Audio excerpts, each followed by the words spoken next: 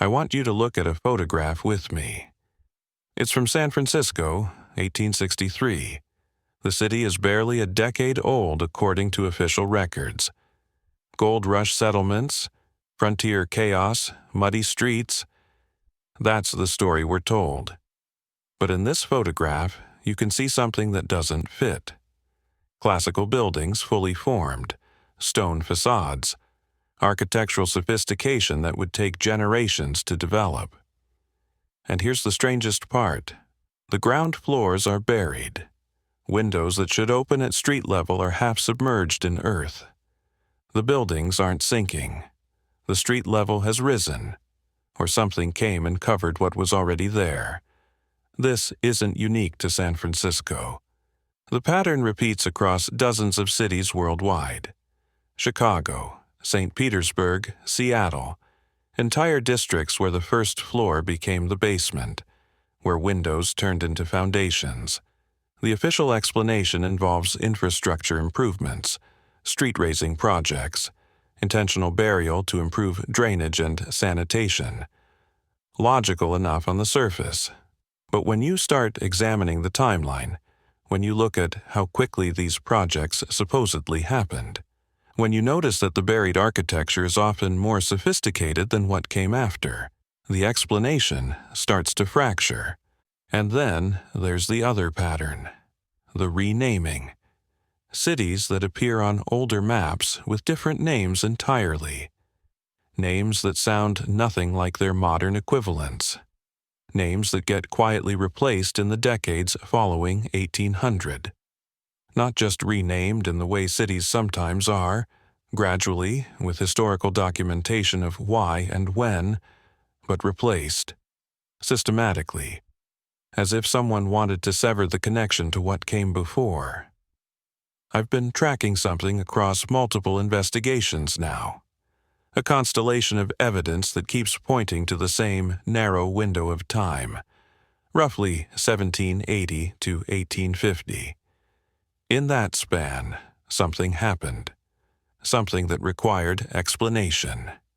Something that left behind physical evidence in the form of buried buildings, atmospheric catastrophes, and a historical record so thin it barely qualifies as documentation. We've looked at the year without a summer. We've examined Antarctica's impossible discovery timeline. We've traced the dark day of 1780, but there's another thread I haven't pulled yet. The cities themselves. Not just their architecture, but their names, their official founding dates, the stories we're told about how they came to be. Because if you accept, even provisionally, that a global civilization existed before the 19th century, if you accept that something catastrophic ended that civilization, then you have to ask what happened to their cities, and more importantly, what happened to their names. Let me show you what I mean. St. Petersburg, founded 1703 by Peter the Great. That's the official record. Except maps from the 16th century show a city in that exact location with a different name. Some call it Nyan. Others show variations. The transition from whatever it was called to St. Petersburg happens with remarkable speed and remarkably little documentation of what was actually there before. Or take Astana, the capital of Kazakhstan, renamed multiple times. First Akmolinsk, then Tsalinograd, then Akmola, finally Astana, and most recently Nur-Sultan before reverting back. Each renaming coincides with political shifts, we're told. But the frequency, the systematic erasure of previous names from common use, suggests something beyond simple political rebranding.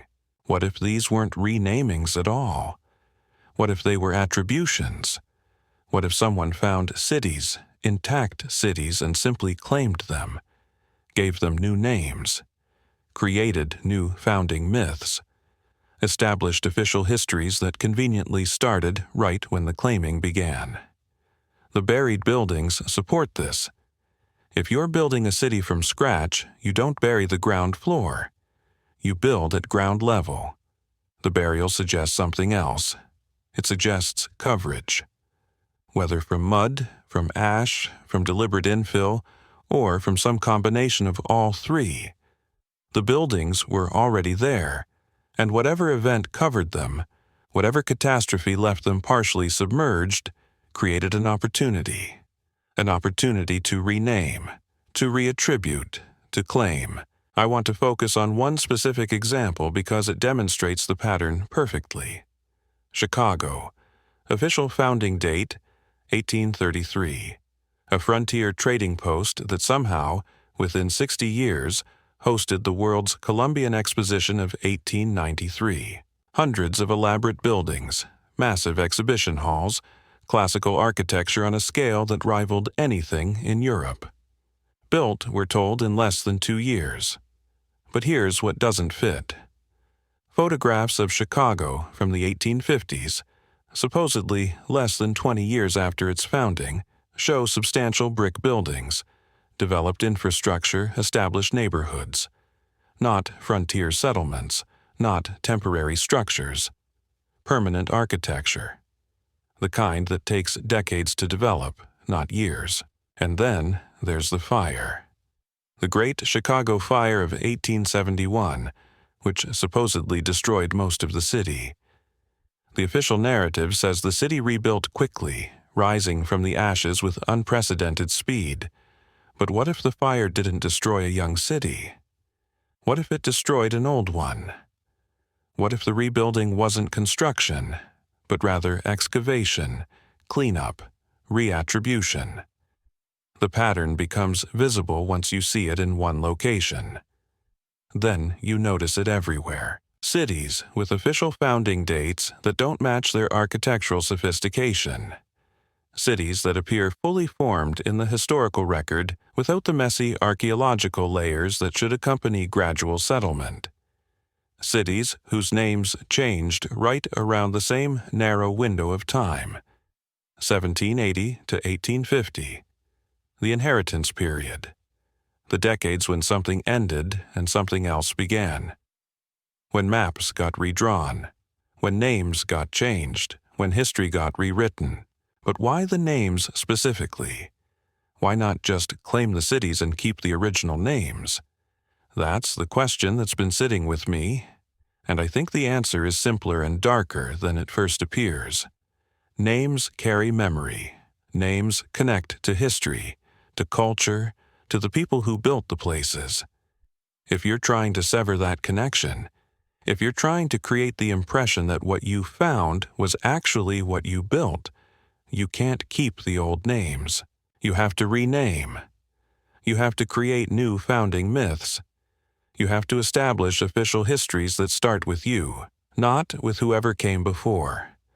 And if anyone asks about the buried windows, about the sophisticated architecture in supposedly young cities, about the names on older maps, you have prepared explanations. Street improvements, rapid industrialization, cartographic errors. The next question is obvious. Who did the renaming? And that's where the evidence gets complicated. Because it wasn't one power. It wasn't a single empire or government orchestrating this from a central authority. That's what makes the coordination so strange. We're talking about multiple competing nations, multiple colonial powers, multiple empires that were actively at war with each other. Yet they all participated in the same historical revision at the same time. The British Empire, expanding across continents. The Russian Empire, consolidating territories eastward. The newly formed United States, pushing westward. The French, the Spanish, the Dutch, all engaged in colonial expansion. These weren't allies. These were rivals, competitors fighting over resources, over territory, over global dominance. But on this one thing, the renaming, the remapping, the rewriting, they agreed, not through treaties, not through formal coordination that we can document, just simultaneous parallel action across multiple continents. That's not how historical processes normally work. Competing powers don't accidentally synchronize major cultural and cartographic projects. Someone would break from the pattern. Someone would preserve the old names, use them for legitimacy, claim continuity with whatever came before. But nobody did. Or if they tried, those records didn't survive.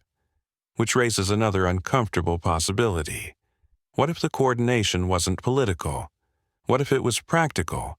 What if the old names, the old maps, the old records were physically gone? Destroyed in whatever event caused the atmospheric disturbances we discussed earlier. Lost in fires, in floods, in the same catastrophe that left the buildings partially buried. If the knowledge holders were gone, if the libraries were burned, if the administrative centers were abandoned, then the arriving populations wouldn't need to coordinate their renaming. They'd each be filling in blanks independently, creating new names because the old ones were simply unavailable. That scenario actually fits the timeline better. Between 1780 and 1820, we see not just renaming but a proliferation of new encyclopedias, new atlases, new educational institutions. The modern academic system essentially takes its current form during this period. Universities establish standardized curricula. Publishing houses produce definitive reference works. Historical narratives get codified into textbooks. And here's the critical detail. Most of these encyclopedias and atlases don't reference earlier sources. They present information as if it's being compiled fresh, organized for the first time. Why? If you're building on existing knowledge, you cite predecessors. You acknowledge earlier scholars, earlier maps, earlier compilations. But these works, the ones produced between 1780 and 1850, often read like starting points. Like humanity is organizing knowledge from scratch. The explanation we're given involves Enlightenment thinking, scientific advancement, the move toward rationalism and away from medieval superstition. Progress, essentially. The world was getting smarter, more organized, more systematic. Except that explanation requires us to ignore the sophistication of what came before. Medieval cartographers weren't primitive. Renaissance scholars weren't ignorant. The Library of Alexandria, destroyed centuries earlier, reportedly contained knowledge we've never recovered. So why does this particular period feel like a reset? Why do the encyclopedias from this era treat basic geography, basic history, basic cultural knowledge as if it's being established rather than refined? Unless it was being established. Unless the previous reference works, the previous libraries, the previous accumulated knowledge was gone, not gradually lost through neglect but suddenly unavailable. I keep returning to the buildings because they're the evidence that can't be revised. You can rewrite a book, you can redraw a map, you can establish a new official founding date for a city, but you can't easily explain away architecture that doesn't match your timeline. And the architecture from this period, the 1800s, it's too good, too sophisticated, too uniform across vast distances. Classical revival, we're told. Everyone suddenly wanted to build like the Greeks and Romans, simultaneously, on every continent, using techniques that supposedly required rediscovery because they'd been lost for over 1,000 years. But if they were lost, how did frontier settlements in America access them? How did colonial outposts in Australia master them? How did rapidly expanding Russian territories deploy them? The skills required to build these structures, the knowledge of proportion, of engineering, of material science, don't appear overnight. They require training, apprenticeship, generational knowledge transfer. Yet we're supposed to believe that multiple, disconnected regions all developed or rediscovered these skills simultaneously. That stretches coincidence past the breaking point. What makes more sense? A global architectural renaissance that just happened to occur everywhere at once? Or inherited infrastructure being claimed, renamed, and incorporated into new national narratives? The evidence leans heavily toward inheritance, especially when you factor in the mud flood phenomenon. Buildings across the world, from North America to Europe to Asia, show signs of their ground floors being buried. Windows below current street level. Doors that open into dirt. Basement levels that were clearly designed as ground floors. The standard explanation involves urban development, street raising, infrastructure improvements over time. But that explanation works for one city, maybe two. When you see the same pattern in hundreds of cities across multiple continents, all from the same era, the explanation stops working. Streets don't rise uniformly worldwide. Infrastructure improvements don't happen simultaneously across disconnected regions. Something else occurred. Something that deposited material, that covered existing ground levels, that forced populations to either excavate or simply build upward from the new surface. And that something happened right in the window we've been discussing. 1780 to 1850. The same period when names changed, when maps were redrawn, when encyclopedias were rewritten, when atmospheric phenomena darkened skies globally. All of it connected. All of it pointing toward a singular catastrophic period that ended one world and began another. So, what happens if we accept that premise? What shifts when we stop treating the early 19th century as a period of rapid construction and start seeing it as a period of rapid reattribution? First, the impossible timelines suddenly become possible. You don't need to explain how Chicago built an entire exposition in 2 years, because they didn't build it. They repurposed it. You don't need to account for the missing construction photographs because there was no construction to photograph. You don't need to justify how frontier towns afforded cathedrals because they found them already standing. Second, the architectural uniformity stops being coincidence. Of course, buildings in San Francisco resemble buildings in Melbourne. They came from the same source culture, the same hands, the same knowledge base, the same civilization that we've been carefully taught never existed. Third, the silence makes sense. If you're claiming someone else's infrastructure, you don't want questions about who built it.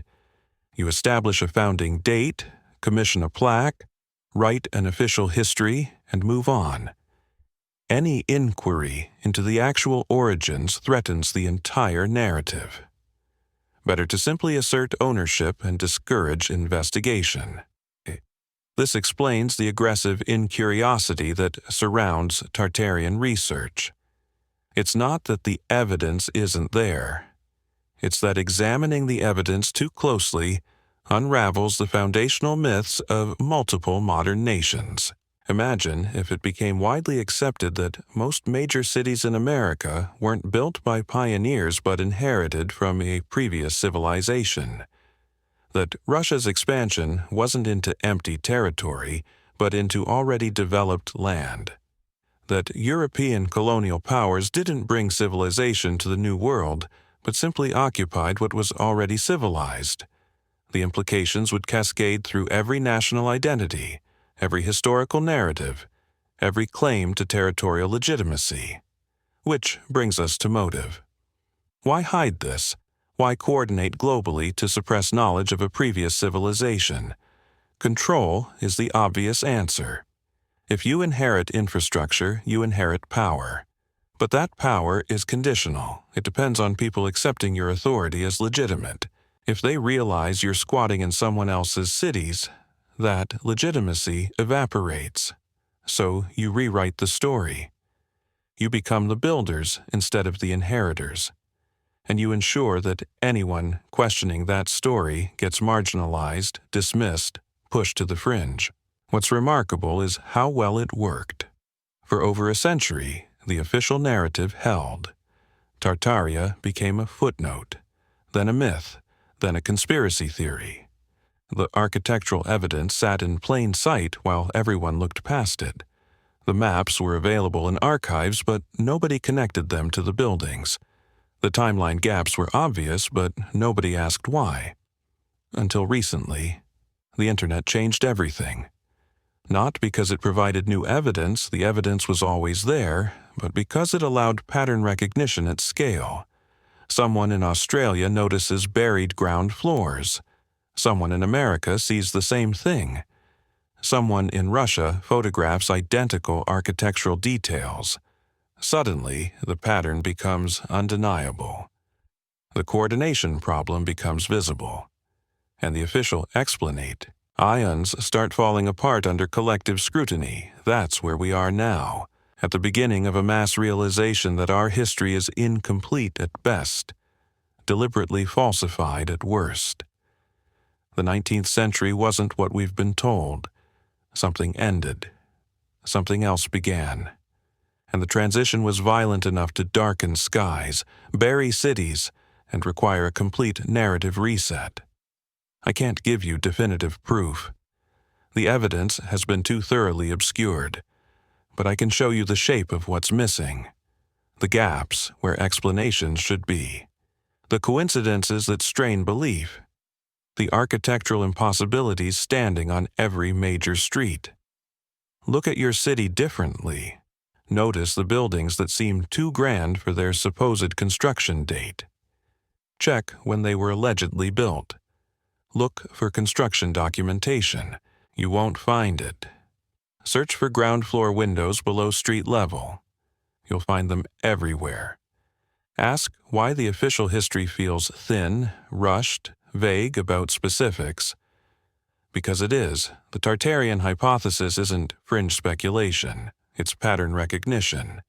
It's asking why things don't add up and refusing to accept non-answers. It's seeing inheritance where we've been told there was construction. And once you see it, you can't unsee it. The dark day of 1780 wasn't an isolated atmospheric event. It was a marker, a visible symptom of something catastrophic. The decades that followed weren't progress. They were recovery and reoccupation. The buildings we admire weren't achievements of industrial revolution ingenuity. They were remnants of something we're not supposed to remember. This is the truth hiding in plain sight, carved in stone, mapped in old atlases, visible in every city center that predates its official founding by the quality of its construction. We live in inherited cities. We walk through borrowed halls. We've been given a history that doesn't match the evidence, and we've accepted it because questioning felt too large, too destabilizing. But the questions remain. What was Tartaria? Where did they go? What happened in those crucial decades between 1780 and 1850? And why has so much effort been invested in making sure we never find out? The architecture can't lie. The timelines don't work. The coordination problem remains unsolved. Something happened. Something world-changing.